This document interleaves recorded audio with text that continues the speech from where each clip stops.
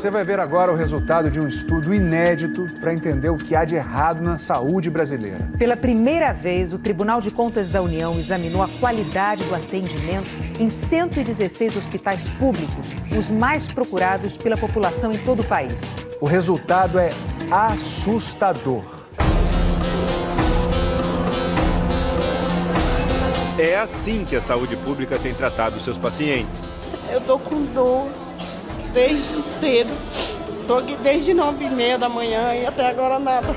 Faltam enfermeiros e médicos. Como é que não tem pediatra num hospital desse para atender uma criança passando mal desmaiando? Não tem médico na UTI. São vários plantões em que não há médico na UTI. Faltam equipamentos para exames. E faltam remédios. Não tem antibiótico, como é que faz? Aí, ó. Você conhece seguro, senhor do Bonfim? A gente amarra a fita ali do lado, meu irmão, e vai. Os repórteres do Fantástico foram aos hospitais para conferir o resultado de um relatório recente do Tribunal de Contas da União sobre a saúde brasileira e confirmaram: falta quase tudo na rede pública e sobra desorganização. No pronto-socorro municipal de Cuiabá, encontramos Dona Alaide, de 62 anos. Ela tinha no cérebro 2 aneurismas, que é quando um vaso sanguíneo incha muito. Ele pode estourar e provocar uma hemorragia. Um deles já tinha se rompido e ela quase não conseguia falar. Mas ficava cá todo dia. O repórter Eduardo Faustini acompanhou a luta de Dona Alaide em busca de tratamento. Ela está com aneurisma? Isso. Há quanto tempo? Ela desde o dia 12. Dia 12. Isso. De abril. O caso é muito grave. No relatório médico do dia 22 de abril, o médico alerta para o risco de morte.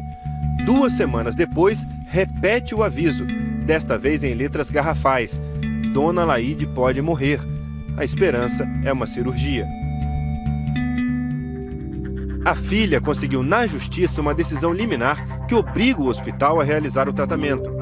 Entramos com a liminar, na centro de regulação já foi liberado, mas no lugar que faz, no hospital geral, o Estado não está pagando, então é uma situação muito difícil. Esta é uma situação comum em Cuiabá e em vários outros pontos do Brasil. Muitos pacientes só conseguem tratamentos por força de liminares, mas nem todos. Mesmo com uma decisão judicial na mão, essa mulher não conseguiu uma cirurgia para a mãe, que está com uma veia entupida na perna. Ela pode perder a perna, tem vezes que ela toma até 3 morfinas por noite. Por noite? Por noite. E o médico falou que é perigoso tomar muita morfina e o coração não vai entrar. Essa liminar foi dada dia 22, que é que o juiz determinou fazer a cirurgia de abril. Até aqui, que está citando que o Estado está pagando R$20 mil de multa ao dia e não foi cumprido a liminar.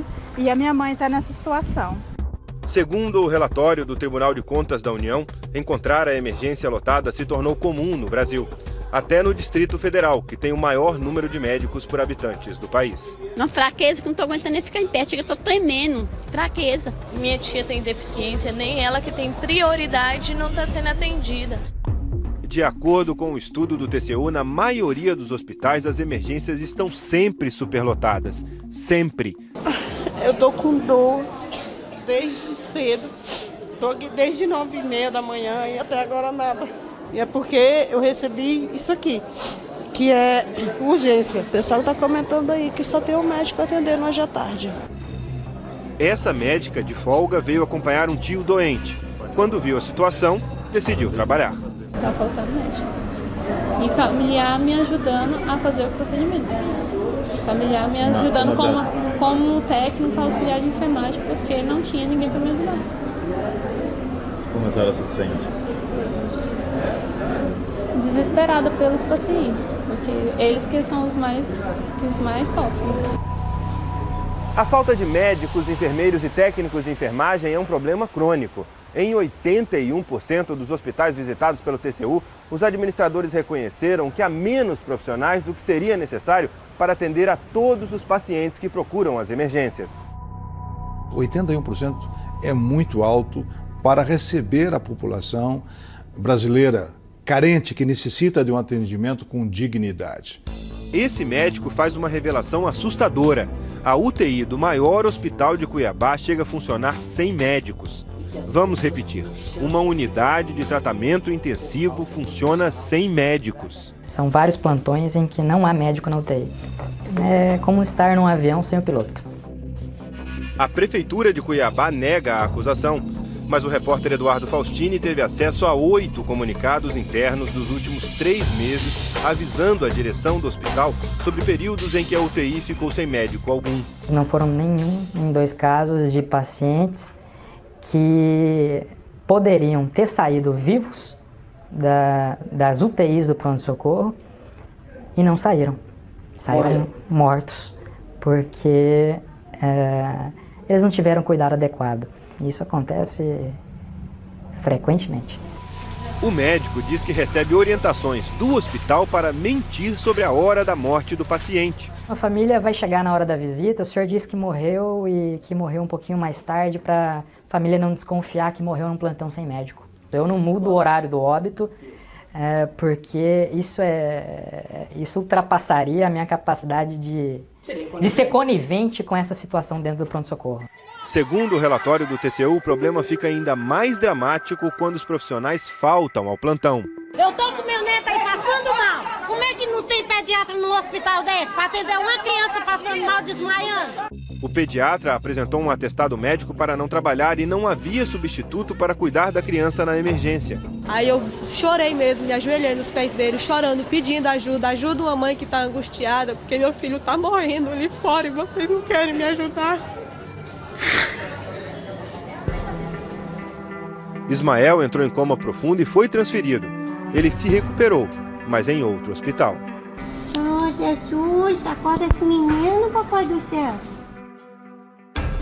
Segundo o Tribunal de Contas da União, na maioria dos estados há menos leitos do que seria necessário. E para piorar, entre janeiro de 2011 e agosto do ano passado, a rede pública de saúde perdeu 11.576 leitos. São 12 leitos fechados por dia, ou 1 a cada 2 horas. E os técnicos ainda encontraram 2.389 leitos interditados por razões como falta de profissionais e equipamentos. Aí sai de depósito. Por que, cara? Por que isso? Porque não tem funcionário. Não tem funcionário? Não tem funcionário, não tem caso, não tem muito. Só tem espaço físico, mas não tem o leito em si de UTI. Não tem técnico de enfermagem suficiente para tomar conta. Então seria outro também, né? Outro leito, tiver outro espaço. E não funciona? Não. Quando o hospital não tem condições de operar todos que precisam, os pacientes se acumulam nas salas e nos corredores, à espera de uma vaga. Homens e mulheres dividem o mesmo espaço. As mulheres, as senhoras mesmo, usam fralda, entendeu? E na hora de trocar fralda, fazer higiene das mulheres, junto com os homens, todo mundo olhando, é uma falta de respeito, gente. Quanto tempo tem que você estar aqui? Vai estar com 11 dias. 11 dias? No corredor? No corredor. O que vocês viram foram pacientes em macas, fora do local onde deveria ser, mas dentro do ambiente hospitalar com toda a assistência. Pelo menos estão em macas confortáveis, não são desconfortáveis, dentro do hospital sendo atendidos. Esse paciente em estado grave no maior hospital de Salvador aguarda há mais de 1 mês a marcação de um exame na cabeça. E qual o exame que ele está precisando? Ressonância. Ressonância magnética. Ele tem o quê? Hemorragia cerebral. Olha, um paciente que teve um sangramento, uma suspeita de sangramento cerebral, que em qualquer lugar do mundo seria um paciente abordado de imediato. Por quê? Porque se for um aneurisma, por exemplo, ele rompeu, o paciente morre. E por que ele não é feito? Porque não tem um aparelho. O aparelho não existe lá. No maior hospital de Salvador não tem uma Não, o maior emergência da Bahia não tem esse. Em 85 dos hospitais visitados pelo TCU, os administradores disseram que a estrutura física das unidades não era adequada. Em 77% dos hospitais falta algum tipo de equipamento. Em 23% eles não foram instalados e muitas vezes ficam encaixotados no corredor, como no Hospital Clériston Andrade, em Feira de Santana, na Bahia. O tomógrafo, usado para examinar o cérebro, não funciona. Não é menos. E não tem conserto mais não? Está esperando o cara vir de Salvador para consertar. Consertou sábado e começou a trabalhar depois deu defeito de novo. O tomógrafo novo já chegou, mas está em uma caixa no canto de um corredor. Estou botando uma caixa aí para ser instalado, mas precisa de uma sala mais ampla, porque ele é mais potente, maior. 5 meses que chegou, né? Já deve ter. A Secretaria Estadual de Saúde da Bahia diz que começou o processo de licitação da sala, mas ainda não tem previsão de quando o aparelho novo vai começar a funcionar. Também faltam remédios na rede pública brasileira. Em quase 80% dos hospitais, atendimentos já foram cancelados por falta de medicamentos ou materiais básicos, como seringas e esparadrapo.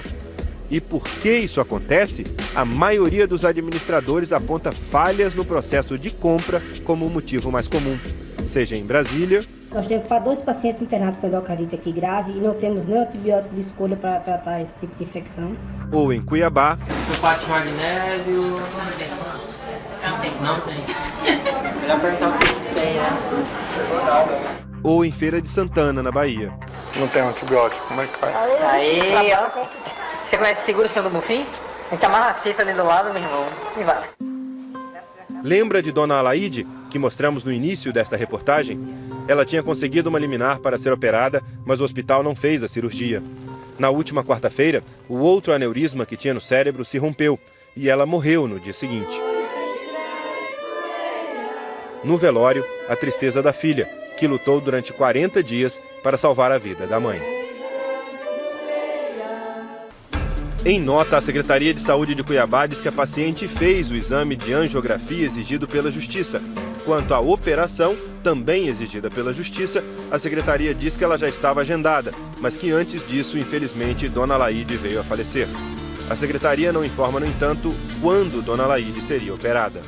O Conselho Federal de Medicina diz que para salvar os pacientes, o principal é melhorar muito a administração da saúde pública.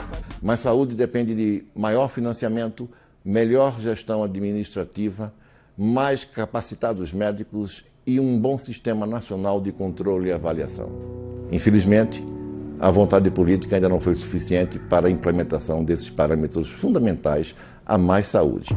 Procurado pelo Fantástico, o Ministério da Saúde diz que está contratando mais profissionais e aumentando ano a ano o valor gasto em saúde para enfrentar esses problemas. O principal fator de redução do número de leitos no Brasil é a mudança do modo de atendimento das pessoas, né? Cada vez é uma tendência mundial que cada vez mais seja o ambulatório e não o hospital o principal ponto de atendimento das pessoas. Reconhecendo que os hospitais têm situações muito críticas, principalmente os grandes hospitais de urgência, ele tem desenvolvido um programa específico que hoje já chegou a 28 hospitais do país, que é o SOS Emergência. A nossa expectativa é que nós possamos construir um sistema público cada vez de melhor qualidade, com a melhor capacidade de resposta para o conjunto da população. Longe dessa discussão, Maria de Lourdes, de 66 anos, enfermeira aposentada, agora só pensa na própria saúde. Cuidou de pacientes a vida inteira, mas hoje é ela quem precisa de cuidados. Depois de um câncer, passou a ter sangramentos no estômago e só um tratamento pode salvá-la. Assim como Dona Alaide, ela também tem uma liminar da Justiça na mão. Isso começou em setembro. Em setembro. Vamos ver se eu ainda vou aguentar esperar, né? Porque cada dia estou ficando mais debilitada. Unidade lá embaixo. Se tivesse me operado, tivesse feito alguma coisa, hoje eu estaria boa. Futuro, o que a senhora espera? Deus. O TCU enviou o relatório ao Ministério da Saúde e a vários outros órgãos públicos. A intenção é que esse seja um passo importante para resolver os problemas que a gente mostrou nesta reportagem. 150 milhões de brasileiros dependem exclusivamente do SUS para cuidar da saúde.